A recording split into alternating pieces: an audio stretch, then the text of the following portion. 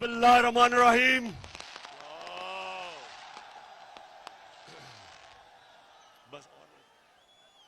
इय्याका नअबुदु व इय्याका नस्तईन। अल्लाह अल्लाह तेरी इबादत करते हैं, अल्लाह तेरे से मदद मांगते हैं। किसी इंसान के सामने हम अपना सर नहीं झुकाते और किसी सुपर पावर के सामने हम नहीं झुकते। हम मोहम्मद सल्लल्लाहु अलैहि वसल्लम के उम्मत, हम उसके उम्मत से हैं। हम दुनिया की सबसे अजीम लीडर, हम उसकी उम्मत से हैं। हम किसी के सामने नहीं झुकते। और सियालकोट मैं सबसे पहले तो ये जो आज हरकत की नवाज शरीफ की नून लीग ने, नवाज शरीफ जितने बड़े बुज़दिल तुम हो उतनी तुम्हारी पार्टी है। हमने एक दफा सियालकोट, हमने एक दफा नहीं कोशिश की इनके जलसे रोकने की या इनकी लॉन्ग मार्च रोकने की। हर 3 महीने के बाद ये गवर्नमेंट गिराने आते थे और तुम्हारे साथ एक तो इस मुल्क की बड़ी बीमारी जरदारी भी था और उसके अलावा जो डीजल के परमिट बेचने वाला वो भी था।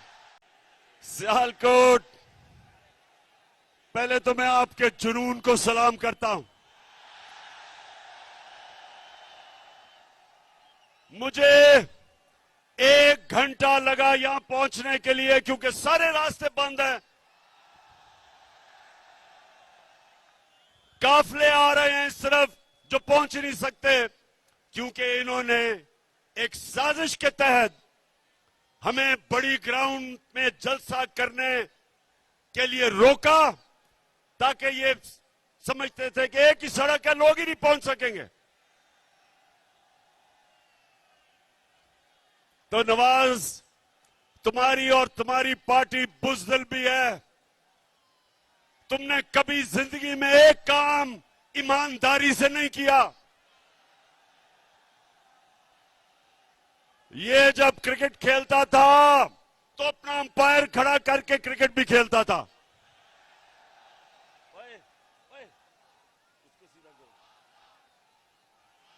ये वो आदमी है, ना इसने बिजनेस ईमानदारी से की, ना ये इलेक्शन ईमानदारी से लड़ता है, ना इसने आज तक सच बोला। मुशर्रफ के दौर में दुम दुमा के भागा बाहर झूठ बोल के कि कोई मुआहदा नहीं किया और इस बारी कहता जी मैं बहुत बीमार हूं, मरने वाला हूं, खुदा के वास्ते मुझे बाहर भेज दो। और जो इसने एक्टिंग की, बॉलीवुड में इसको रोल मिल सकता है। लगता था पता नहीं वो सीढ़ियां चढ़ के जहाज पे भी पहुंचेगा। और जैसे ही इसने जहाज देखा तो एकदम फुर्ती आ गई और जब लंदन की हवा लगी तो सारी बीमारियां खत्म। और वहां बैठ के हर किस्म की पाकिस्तान के खिलाफ साजिश की इसने। और दूसरा, ख्वाजा वेंटिलेटर, कहता हमारा मुल्क वेंटिलेटर पे है इसलिए हमें अमेरिका के जूते पॉलिश करने हैं।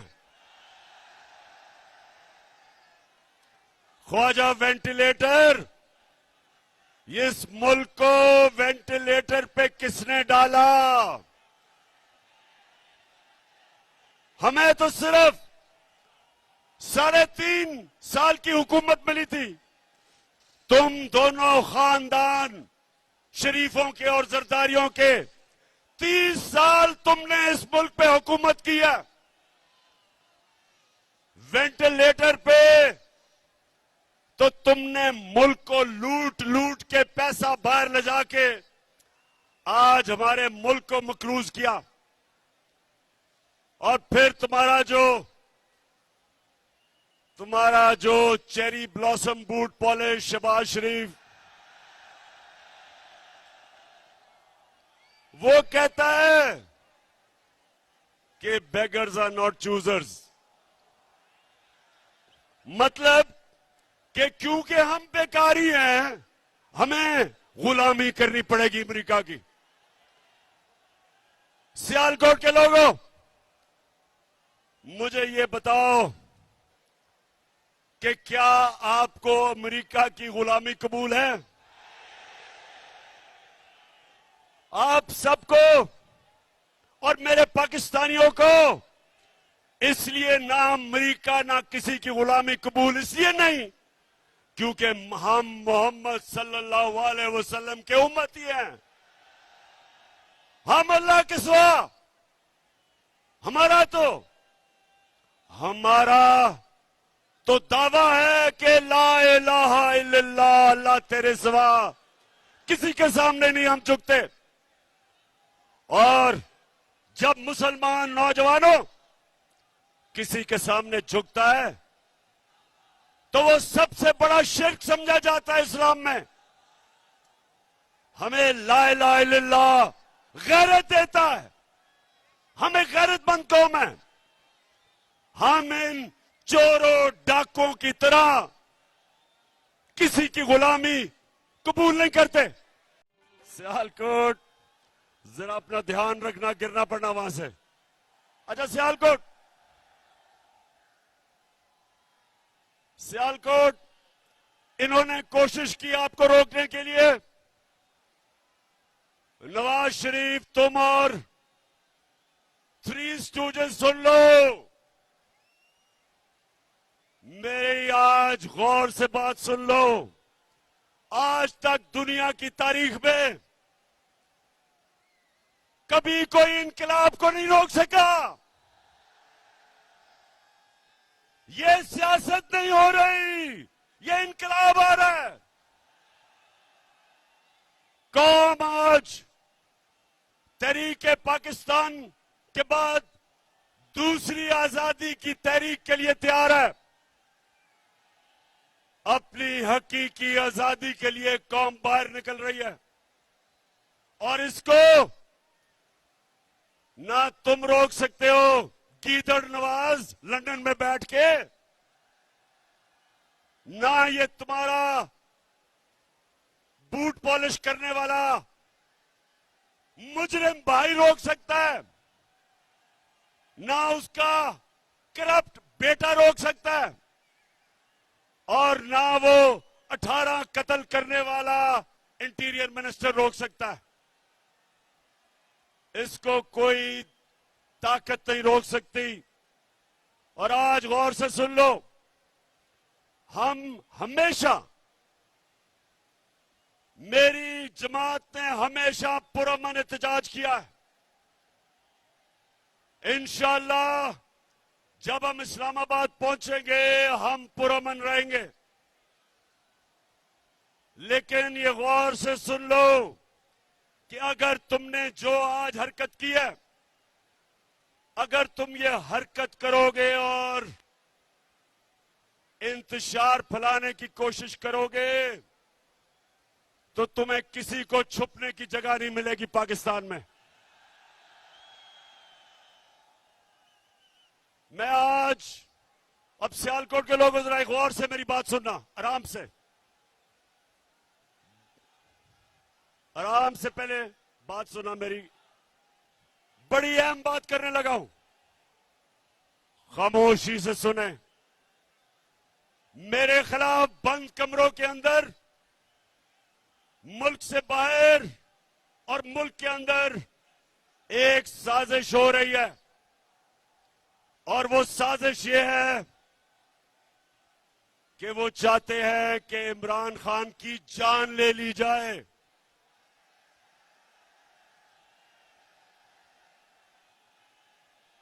सुन ले जरा, ये साजिश का मुझे पहले पता था, और मुझे चंद दिन पहले मुझे पूरा इल्म हो चुका है। तो पहले जरा गौर से सुने मैं क्या किया है। मैंने, नौजवानों, मैंने एक वीडियो रिकॉर्ड करवाई है। मैंने ये वीडियो रिकॉर्ड करवा के एक महफूज जगह पे रख दी है कि अगर मुझे कुछ होगा, ये वीडियो सारी कौम के सामने आएगी। और इस वीडियो में मैंने पिछली गर्मियों से जो ये मेरे खिलाफ साजिश हुई, जो इस साजिश में मुलव्वस है, मैंने एक एक का नाम लिया इस वीडियो में। देखिए, फिर से सुन लें और चुप करके सुने, मैं आपके सामने अहम बात कर रहा हूं। मैंने वीडियो रिकॉर्ड करवाई है, साजिश है, और साजिश ये है कि उन्होंने समझा है कि ये इमरान खान हमारे रास्ते में रुकावट है और इसको हटाना चाहिए। मुझे मारने की साजिश है, और इसलिए मैंने ये वीडियो रिकॉर्ड करवाई है, क्योंकि मैं तो इसको जहाद समझता हूं, मैं तो सियासत नहीं समझता। मैं तो अपने अल्लाह के लिए लड़ रहा हूं।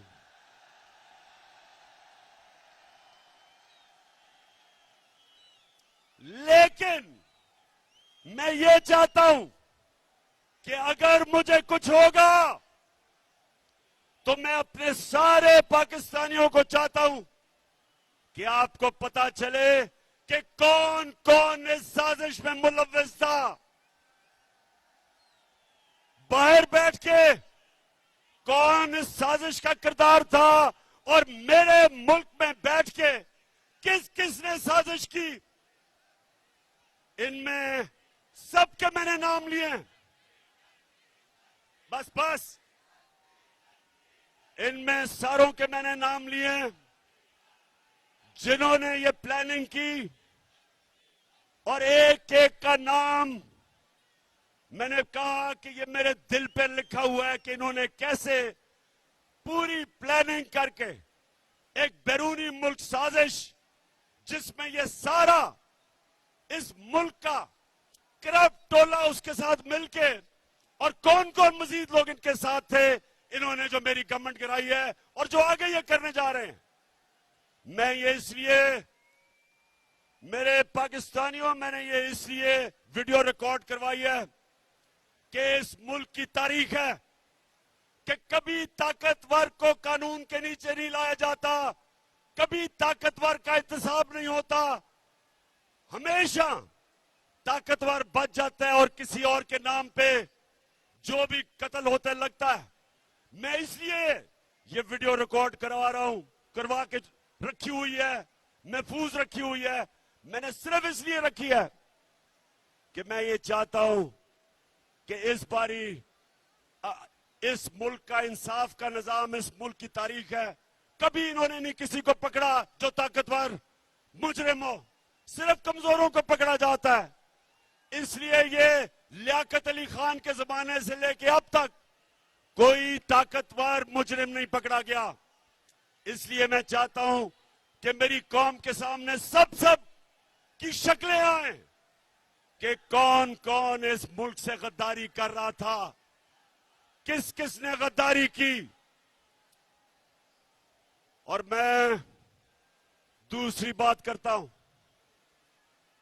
और मैं फिर अपने इंसाफ के निजाम को आपके सामने रखता हूं कि मैंने 3.5 साल में पूरी कोशिश की कि जो 30 साल से मुल्क को लूट रहे थे, इनको सजाएं हो, इनके खिलाफ एक्शन लिया जाए। लेकिन जो जो इस मुल्क के ताकतवर ओहदों पे बैठे थे, जिन्होंने इंसाफ करना था, वो करप्शन को बुरा नहीं समझते थे। वो ताकतवर की करप्शन को वो बुरा नहीं समझते। वो एक्सेप्ट कर बैठे हैं कि इस मुल्क में ताकतवर लोग चोरी करेंगे और कोई पकड़ेगा नहीं। सियालकोट के लोगों, मेरे नबी सल्लल्लाहु अलैहि वसल्लम ने आज से 1500 साल पहले तकरीबन तब ये कहा था कि वो कौमें तबाह हो जाती हैं जिधर छोटा चोर जेल में जाता है और बड़े डाकू को आप नहीं पकड़ते। ये है हमारा तबाही का रास्ता। मैंने जो आपको इस्लामाबाद में बुलाया एक वजह से कि अगर आप नहीं निकलेंगे, अगर ये डाकुओं के खिलाफ जिन्होंने साजिश के तहत आज मुल्क के ऊपर बैठे हुए हैं, अगर आप इनके खिलाफ आप नहीं निकलेंगे मेरे पाकिस्तानियों, ये मुल्क तबाह हो जाएगा। क्योंकि मेरे नबी ने कह दिया था कि जब आप ताकतवर मुजरिमों को, डाकुओं को नहीं पकड़ते और सिर्फ छोटे चोरों को पकड़ते हैं, वो मुल्क बचता नहीं है। हजरत अली रज़ियल्लाहु ताला ने इनके ऐसे ममालिक के जो ताकतवर डाकुओं को नहीं पकड़ सकते, उनके मुतालिक कहा कि कुफर का निजाम चल जाएगा, लेकिन जुल्म और नाइंसाफी का निजाम नहीं चल सकता।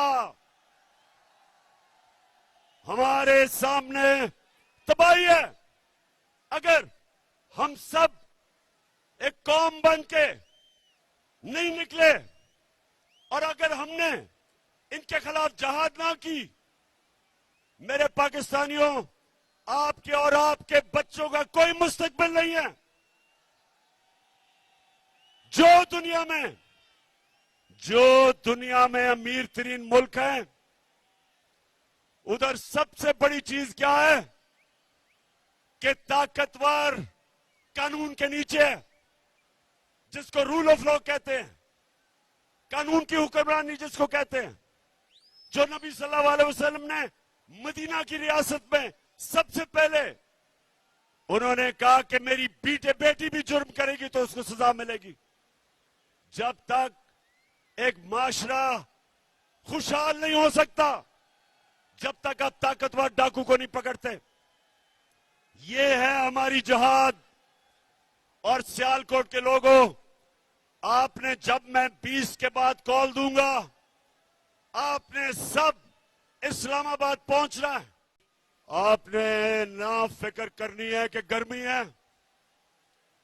जब पाकिस्तान आजाद हुआ था तो यहां सियालकोट अपने जरा बड़ों से पूछो कि क्या मुहाजिर जो बाहर से हिंदुस्तान से आए थे, उनकी कभी कहानियां सुनी है? बड़ों से सुने। मैं जब लाहौर में बड़ा हो रहा था, जो भी वहां से आए थे, पंजाब से, ईस्ट पंजाब से, जो कत्लेआम हुई थी मुसलमानों की, औरतों की, बच्चों की, लाखों लोग कुर्बान हुए थे इस मुल्क बनाने के लिए। और आज मैं अपनी कौम से वही कुर्बानी मांग रहा हूं, अपने आप को हकीकी आजादी देने के लिए इन चोरों से, इन अमेरिकियों के गुलामों से। आपने ना गर्मी देखनी है, ना आपने देखना है कि रास्ते में रुकावटें हैं, ना कंटेनर देखना है। नौजवानों, आपका जुनून इन सारे कंटेनर्स और जो भी रुकावटें, इसको बहा के ले जाएगा। मैं अपने नौजवानों से खास तौर पे आज कह रहा हूं कि तैयारी करें।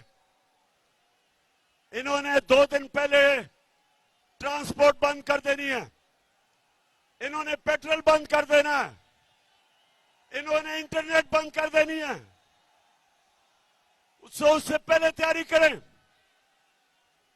और ये देखेंगे इंशाअल्लाह। तैयार हो जाओ, चेरी ब्लॉसम तैयार हो जाओ, ख्वाजा वेंटिलेटर तैयार हो जाओ।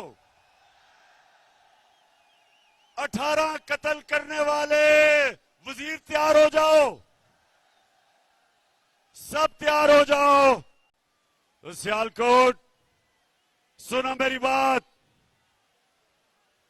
ये जो मुल्क से हुआ है, अब जरा गौर से सुनो। और मैं आज अपनी अदलिया से बड़ी आजिज़ी से आपसे एक सवाल पूछ रहा हूं। अपने सियालकोट और पाकिस्तानी कौम के सामने मैं अपनी अदलिया से फिर कहता हूं, बड़ी आजिज़ी से सवाल पूछता हूं। बड़ा अच्छा किया आपने सुओ मोटो एक्शन ले लिया इतवार को। आपको कोई बहुत ही खतरा होगा इमरान खान से कि 12 बजे अदालतें भी खोल दी चले, ठीक है। बहुत खतरनाक हूं मैं, बहुत ही बड़ा। मैं कोई मुल्क से गद्दारी करने जा रहा था कि रात के 12 बजे अदालतें खोल दी। आजिज़ी से अपनी अदलिया से पूछता हूं, और बड़ा मासूमाना सा सवाल है कि शहबाज शरीफ, इसका बेटा हमजा शरीफ, और जो मफरूर बेटा हुआ है सलमान शहबाज, 24 अरब रुपए के इनके ऊपर FIA के केसेस हैं। सुने जरा सियालकोट, 24 अरब रुपए के केसेस हैं।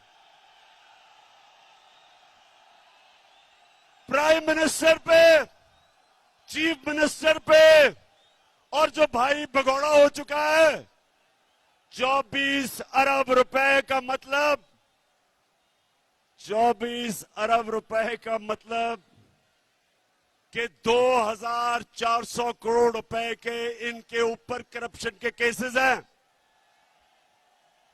अब मैं ये सवाल पूछता हूं कि मुझे दुनिया में एक मुल्क बता दो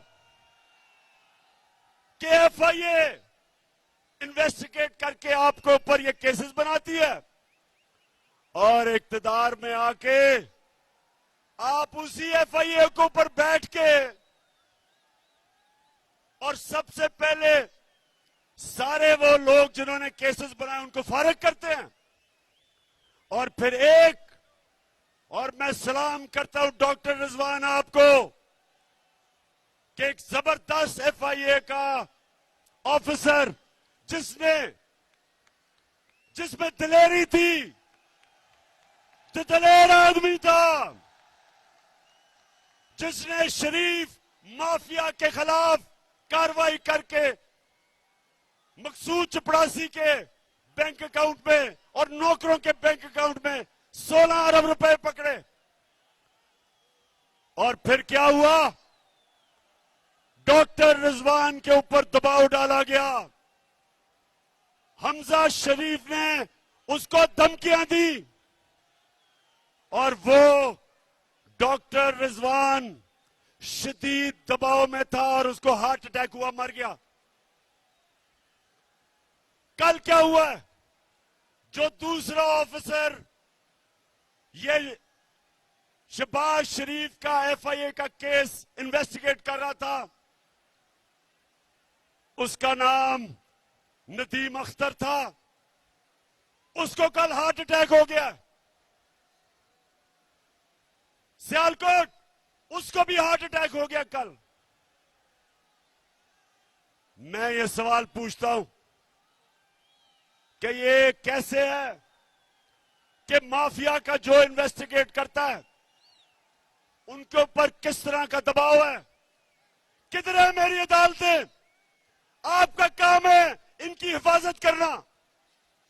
कौन आगे से इस मुल्क के कौन से सरकारी नौकर, कौन सी FIA, कौन सी FBR, कौन से पुलिस ऑफिसर कभी भी आपके सामने खड़े होंगे? इस मुल्क के अदारे कैसे ताकतवर मुजरिमों के सामने खड़े होंगे? पहले ही डरते थे, और अब जब फिर साजिश के तहत इन मुजरिमों को ऊपर मुलव्वस कर दिया, तो अब मुझे सवाल पूछता हूं अपनी अदलिया से, कौन इस मुल्क के इदारों की हिफाजत करेगा? मैं बड़ी आजिज़ी से अपनी अदालतों से पूछता हूं कि ये आपके सामने हमारी मुल्क की तबाही हो रही है। जब इदारे खत्म होते हैं मुल्क तबाह हो जाता है।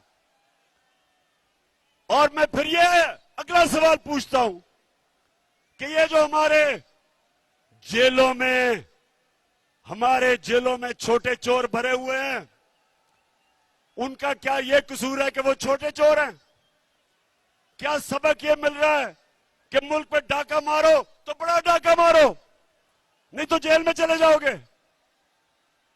मैं आज, अगर आपने इनको नहीं पकड़ना, तो मैं आज फिर से कहता हूं कि पाकिस्तान के जेल खोल दें, ये गरीबों को बाहर निकालें, जो बेरोजगारी में चोरी करते हैं, घर में बच्चे भूखे हैं, उनको बाहर निकाल दें। इन सारों की, इन गरीब चोरों की मिला के भी जो चोरी है, वो एक मकसूद चपड़ासी के जो 4 अरब आए थे बैंक में, उससे कम है। ये जुल्म का निजाम है। इसके मुतालिक हजरत अली ने कहा था, फिर से मैं बताता हूं कि कुफर का निजाम चल जाएगा, लेकिन नाइंसाफी और जुल्म का निजाम नहीं चल सकता। मैं आखिर में सिर्फ 2 बातें करना चाहता हूं।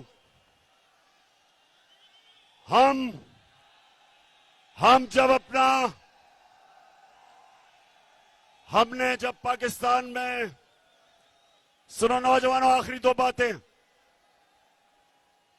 जो हमें मुल्क मिला था 2018 में, और जो हमें जब साजिश करके निकाला गया, तो याद रखें, एक वो मुल्क जिसका दिवालिया हुआ था, उस मुल्क के अंदर, अच्छा सियालकोट, अब सुने, जब हमारी हुकूमत गिराई गई, तो अब अदाद और शुमार आए हैं। याद रखें कि पाकिस्तान की 2004 के बाद सबसे ज्यादा सनती पैदावार हमारे दौर में हुई। शाबाश, शाबाश। ये है जुनून। ये जो जुनून है, ये कीमा के नान दे के जलसों पे लाके ये नहीं खरीदा जा सकता।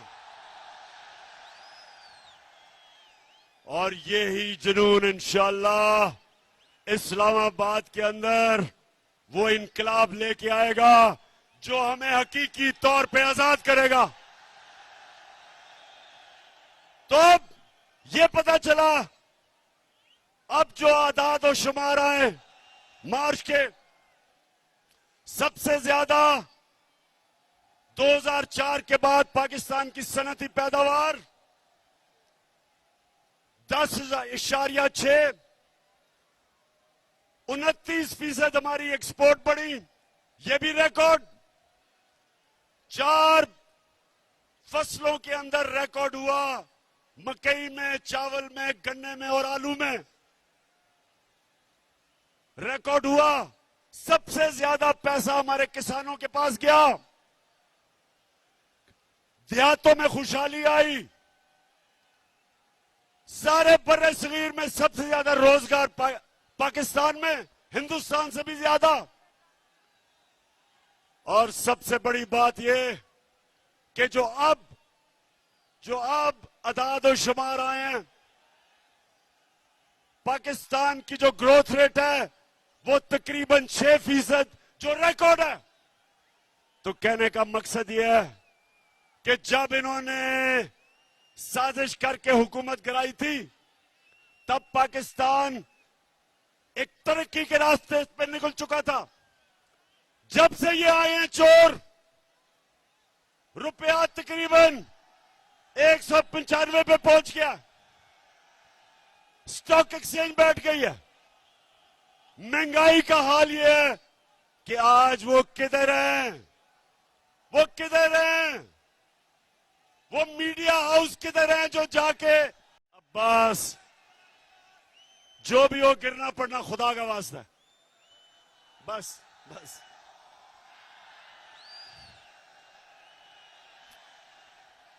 माशाअल्लाह माशाअल्लाह। इस्लामाबाद में सियालकोट की पूरी तैयारी है इस्लामाबाद के लिए। अच्छा, तो अब ये मुल्क का दिवालिया निकाल रहे हैं, रुपया गिर रहा है, फॉरेन एक्सचेंज नीचे जा रहे हैं। अब ये क्या करेंगे? अमेरिका के पास जाएंगे और अमेरिका से भीख मांगेंगे कि हमें पैसे दो, हमें बचाओ। बिलावल जा रहा है अमेरिका। बिलावल, ये याद रखना, उनकी एजेंसीज को पता है कि तुम्हारे बैंक अकाउंट में किधर किधर पैसे हैं, क्योंकि वो सूसकिंड की किताब में वो लिखता है, वे ऑफ द वर्ल्ड की किताब में लिखता है कि उन्होंने अमेरिका की एजेंसीज ने टेप किया कि बिलावल की वालदा उसको बता रही थी कि बिलावल के किधर किधर बैंकों में इनकी चोरी का पैसा पड़ा हुआ है।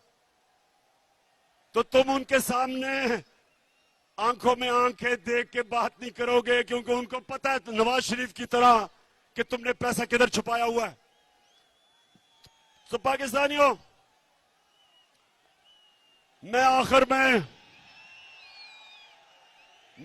में आप सबको इस्लामाबाद आने की सिर्फ एक वजह से आप सबको दावत देता हूं कि जो भी रुकावटें हो जाएं, आपने इसको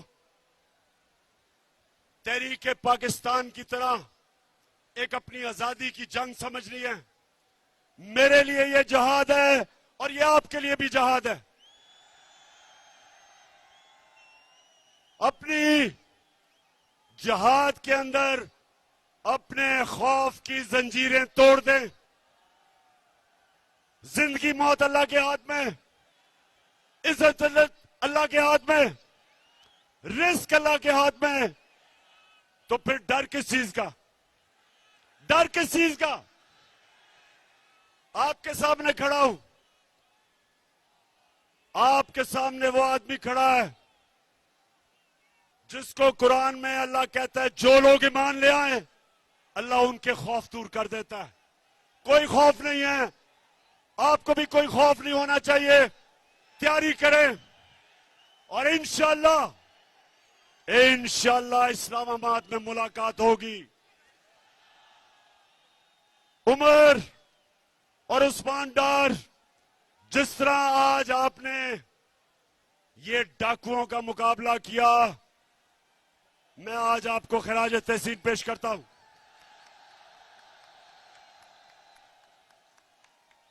तुम्हारी माशाअल्लाह अच्छी ट्रेनिंग की हुई है।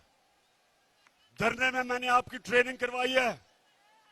हम ट्रेंड हैं, हम तैयार हैं और इंशाअल्लाह उस्मान डार, आप जब नौजवानों को लेके इस्लामाबाद निकलेंगे तो याद रखें कि किसी किस्म की रुकावट से नहीं घबराना, क्योंकि आपका कप्तान किसी चीज से नहीं घबराता।